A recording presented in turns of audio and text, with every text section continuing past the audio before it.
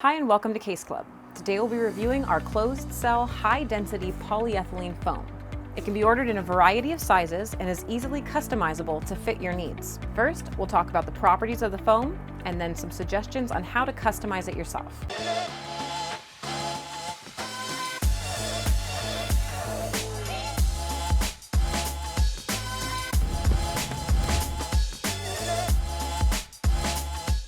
When your foam arrives, you'll notice it's a little bit thicker than the listed dimensions. So for instance, if you were to order a 1-inch piece, it's actually going to measure about 1 1/8. And a 2-inch piece, for example, will measure at 2 1/4. Our material has a smooth surface skin. This is important because it can be easily washed or wiped away if it gets dirty. The foam is closed cell and will not absorb liquids or oils. It's also resistant to solvents, petroleum products, and is antimicrobial, thereby preventing the growth of bacteria or mold. The density of the material is 2.2 pounds per cubic foot. Dense enough for most applications, but still providing enough cushion for sensitive equipment. And now we're going to demonstrate the density of the foam by dropping a bowling ball on it. When it comes to cutting this material, you have several different options.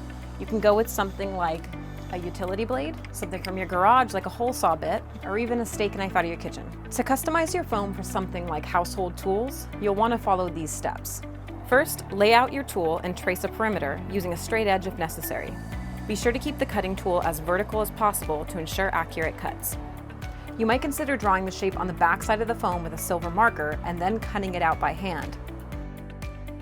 If you'd like to easily be able to grab your tool, consider cutting the foam plug into a wedge so it sits above the foam at an angle.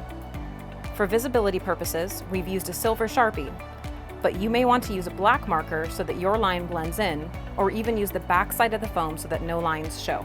If you need to raise the height of your item, you can trim and reinsert the foam plug into the cutout.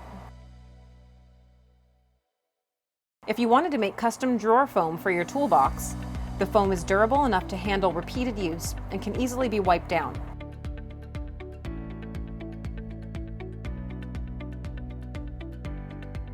Polyethylene foam is our preferred choice of material when making our own gun cases, as it lasts longer and has a much cleaner look than pluck foam, for example. It may take a little more time, but in the end, it's well worth it. If you make a mistake or change your mind about a cutout, the foam can easily be glued back together and you won't even be able to tell.